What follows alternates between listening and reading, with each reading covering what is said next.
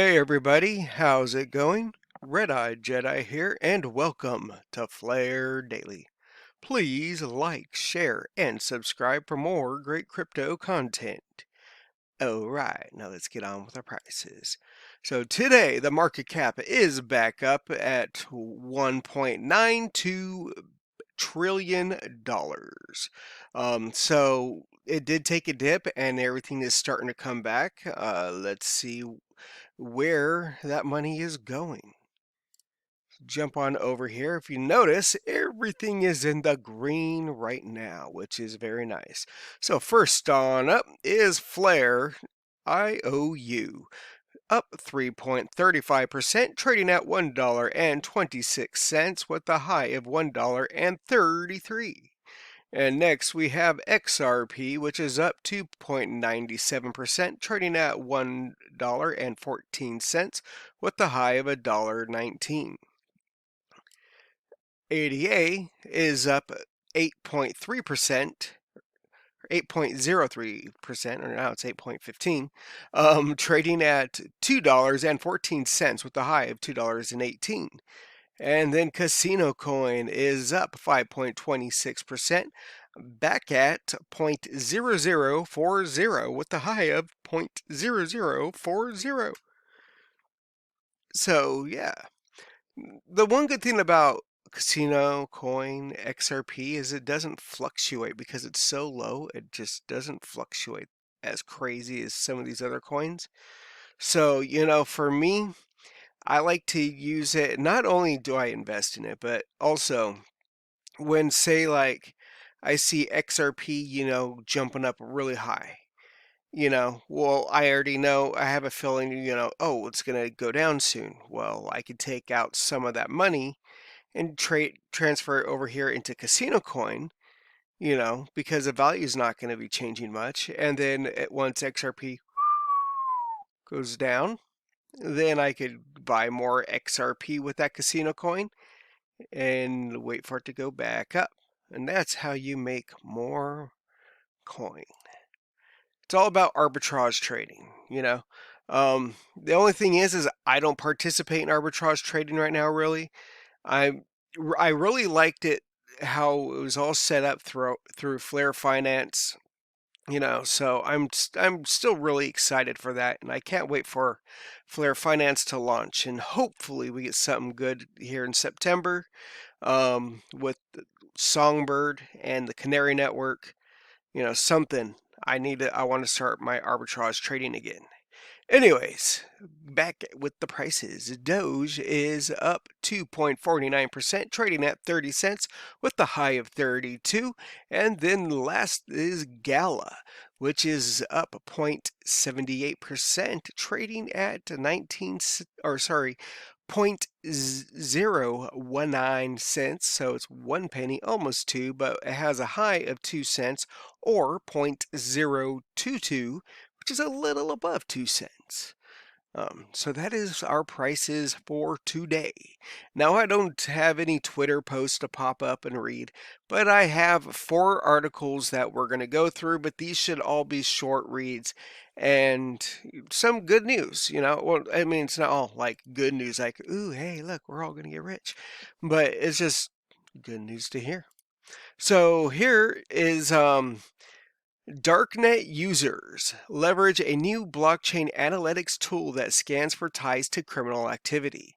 Now, I thought this was interesting just because I want to know if they're making these tools to try and scan, see if you got ties to criminal activity.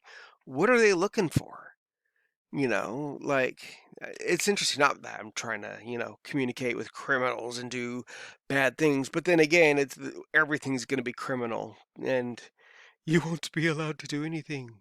Nah, better not. I'd be pissed. All right, anyways, according to the blockchain intelligence firm Epileptic, cyber criminals are leveraging cryptocurrency analytics to get ahead of law enforcement. Epileptic says a blockchain analytics tool has been launched on the dark web, and the tool is called Analysis. Or Antinalysis.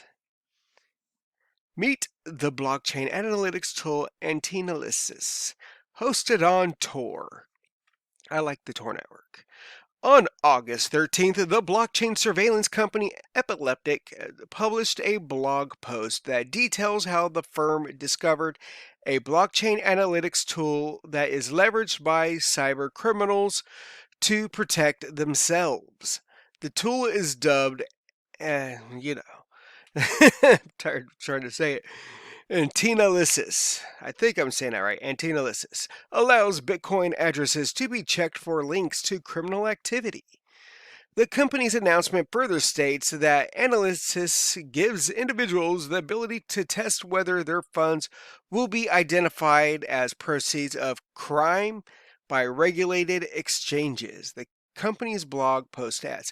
So that's interesting. I wonder, like, what all do you see? 'Cause it says, okay, here's your results. Attention. This page is based on data fetched on and your date concerning address, Bitcoin address, and will be accessible at this URL until this date. Do not conduct a lookup on the address again unless you wish to update the data on this address. Your request balance will be deducted if you do so. So overall risk score, and it shows 30.6%. It says this is only an estimate. Please go through the details, blah, blah, blah. I'm not going to read all that. But then it says extreme risk, and it's 3.30. And then dark markets, darknet services, ransom proceedings, stolen crypto, scam proceedings. So and it says like funds identified as stolen assets. So like say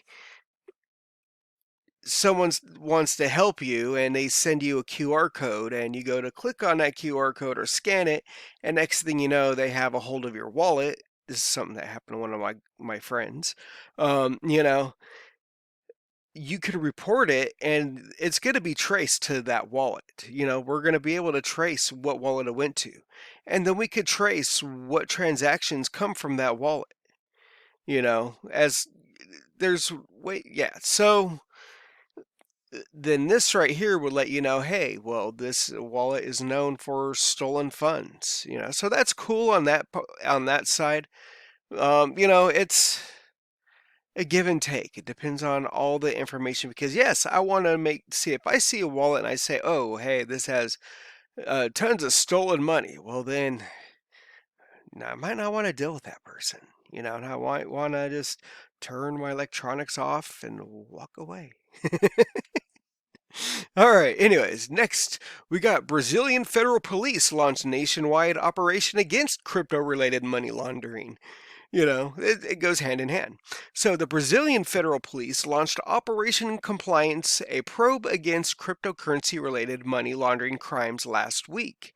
The probe resulted in the execution of several seizure warrants across the country, involving 150 federal policemen active in 5 different cities. The Operation Compliance came about by way of an investigation that identified cryptocurrency-related money laundering crimes on the internet starting in 2018. That number always pops up. All right, Brazilian police fight crypto money laundering. The Brazilian federal police were deployed last week to scrutinize several locations that were allegedly linked to cryptocurrency-related money laundering operations. This following an investigation that started back in 2018. Operation Compliance required the involvement of 150 federal policemen who carried out 34 search and seizure warrants in several cities. Excuse me. I had to drink something, otherwise I was going to cough bad. So, warrants in several cities of the country, including Goiânia, Campo Grande, Sao Paulo, Laranjal, Paulista. Sorry, I'm horrible at these names. Recife and Victoria. So I apologize for butchering them, but you know how I go. The Brazilian police did not only limit themselves to the execution of these warrants, the operation also encompassed the issuance of more than 30 orders to block bank accounts and cryptocurrency profiles by a federal court in Goiás. The total amount of funds that were blocked has not been shared by police sources.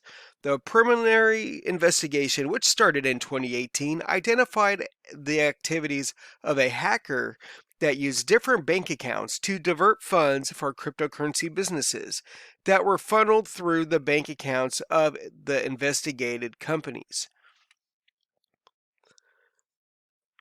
The Brazilian authorities had been very busy when it comes to identifying and pursuing possible cryptocurrency related crimes.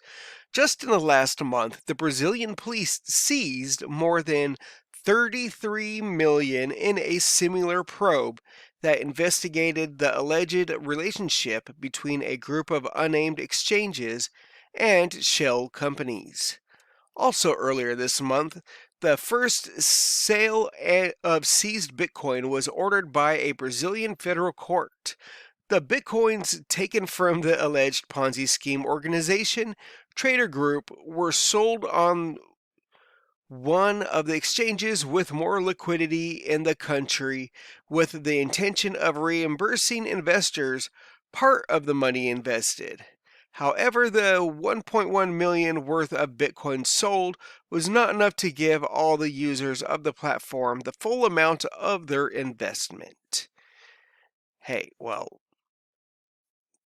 you know, if you gave them, say, 33 million and you got a million back, hey, there was a drop in the market. What can I say? I don't know. But okay, so I had a question as I was reading this because, going back to this right here. So this right here, this app would go and check your wallet to see if it gets stolen crypto.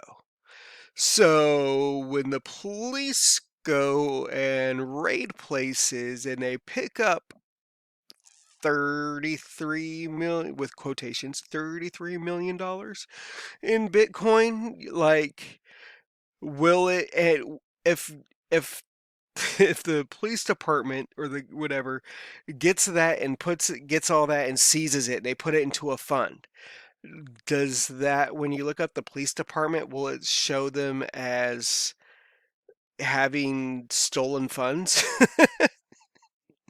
Don't trust them because they have tons of stolen funds. Sorry. Just random thought, and I was just like, oh wow, I wonder, because come on now. Have you never, I mean, we've all watched movies or TV shows where, if you've ever watched a police show, has someone never said, oh, hey, look, we're making this bust, this drug bust or whatever, and there's millions of dollars. I'm going to take some so I could go buy myself some dinner tonight. Come on. So, just I think of it the same way, but with a crypto, raid. They're going to go raid and be like, hey, just so you know, I'm sending a few coin over this way so we can go get something to eat later. And oh, hey, I did the same thing, I don't know. I mean, yes, everything can be followed, but I don't know. There's always corruption somewhere. All right. Speaking of corruption, the government watchdog investigates conflicts of interest involving SEC officials, crypto XRP Ripple lawsuit. So, it says government watchdog Empower Oversight has requested internal documents from the U.S. Securities and Exchange Commission, SEC, on cryptocurrency that potentially shows conflicts of interest at the commission involving former high-level officials. This affects the commission's lawsuit against Ripple Labs and its executives.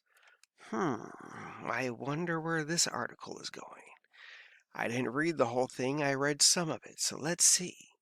And then I'll give you my thoughts afterwards. So SEC's conflicts of interest involving Bitcoin Ether, XRP, Ripple, Empower Oversight Whistleblowers and Research, Empower Oversight announced Wednesday that it has submitted a detailed request under the Freedom of Information Act to the U.S. Securities and Exchange Commission's SEC, seeking communications between SEC officials and their current and former employers. Empower Oversight is a nonprofit, nonpartisan educational organization dedicated to enhancing independent oversight of government and corporate wrongdoing. Its website describes the organization works to help insiders document and report corruption to the proper authorities while also seeking to hold authorities accountable to act on those reports.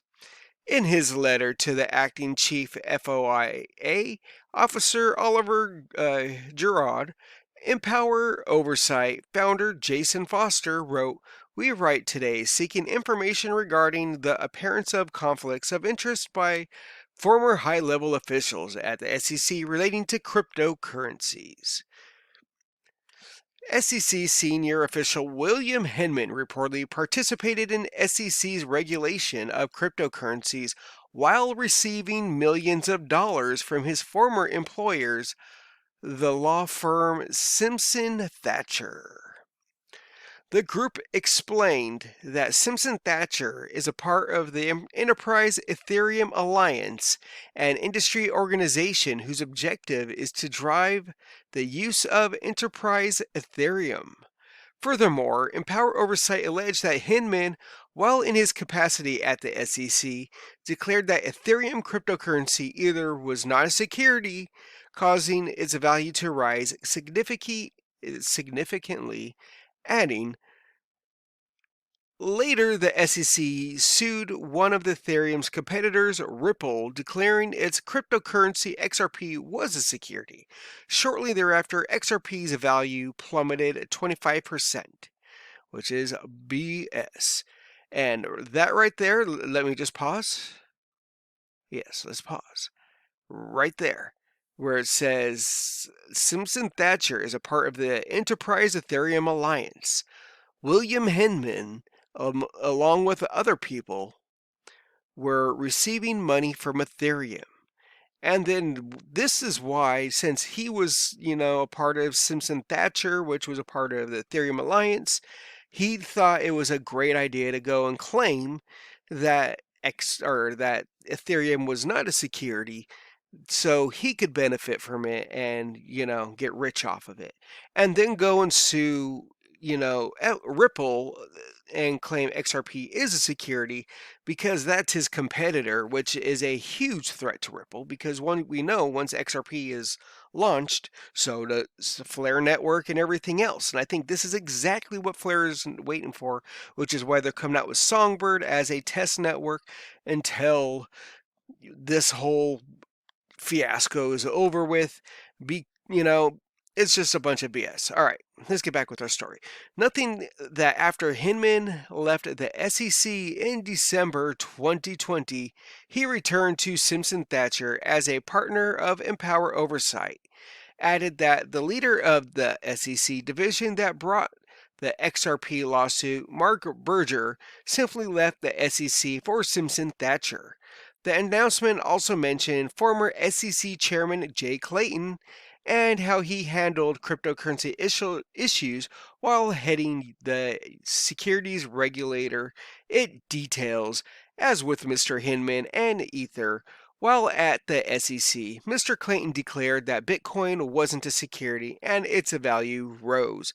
The government watchdog emphasized that the SEC's lawsuit against Ripple and its executives over the sale of XRP was filed at the end of Clayton's tenure at the commission.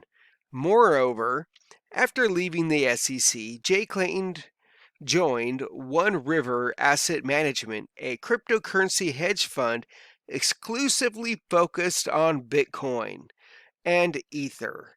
Empowerment Oversight noted. Now, that right there shows that Jay Clayton was such a prick that when he decided to leave, last year, that he purposely talk crap about XRP because it was taken off. And he had to do something, right? Because XRP was freaking zooming. It was off. I had planned it, I planned it because I had done all my research. I saw everything that was going on. I knew it was taking off. I told everyone when I thought it was going to take off. It did exactly as I said. And this is the things that piss me off because, like I know what's going on and I see it and I plan it and I could just visualize everything.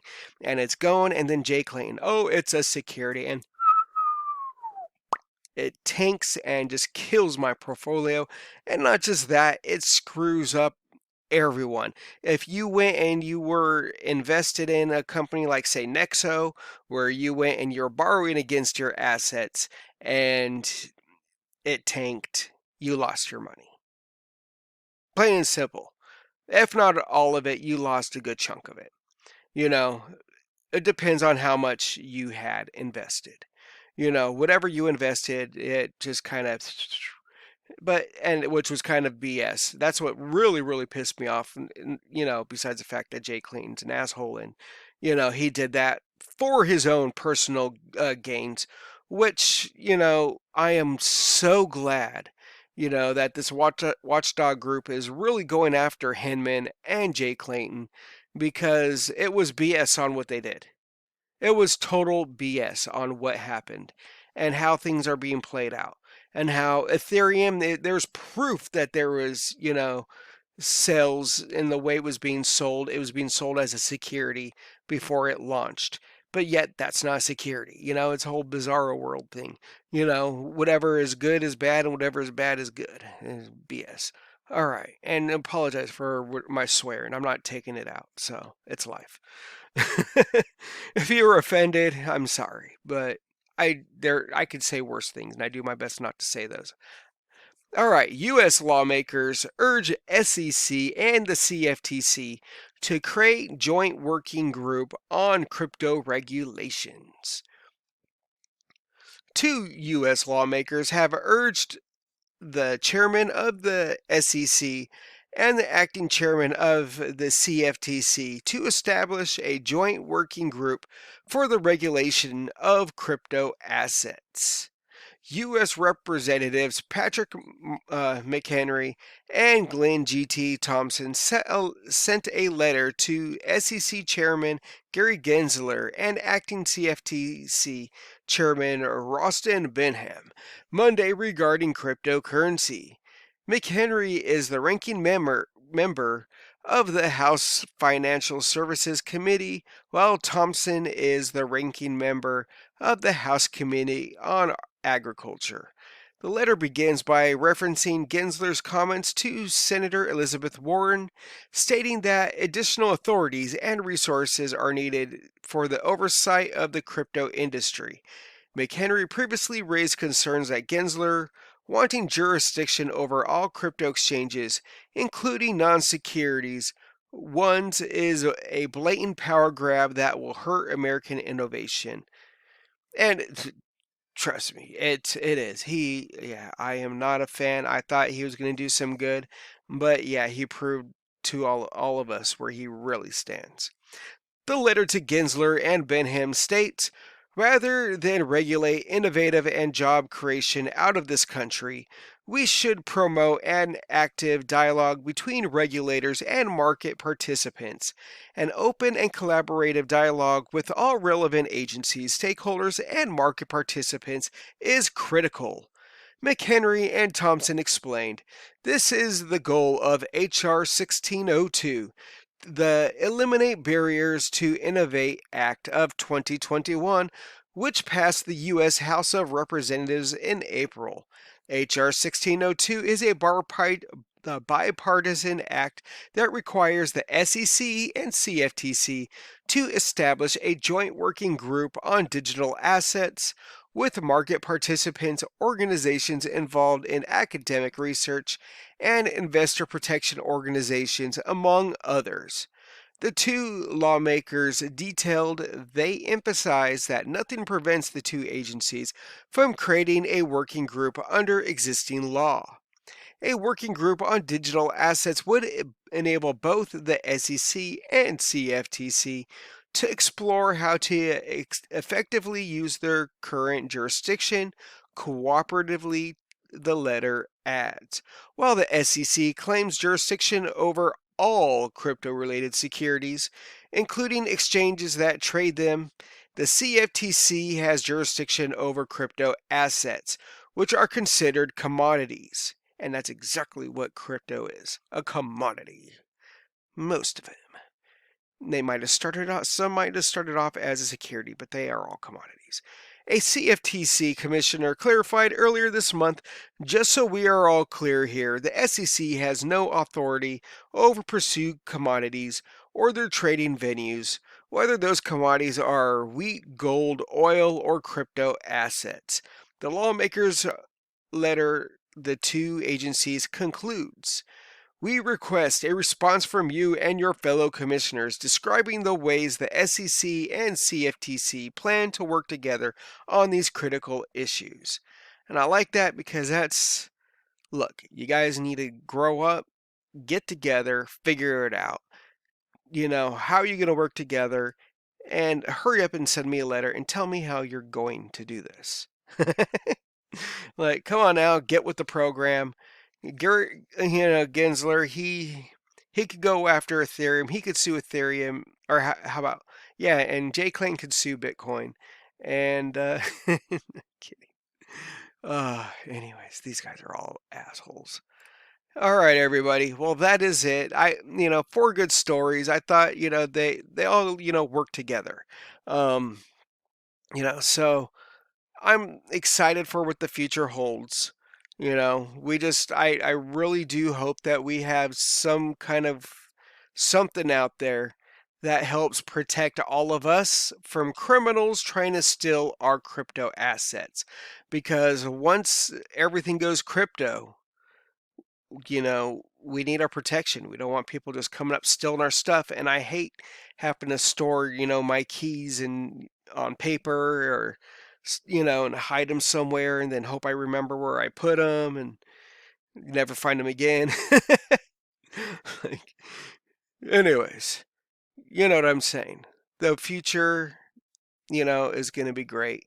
I'm ready to see what comes next. But thank you, everybody, for hanging out. You're all awesome.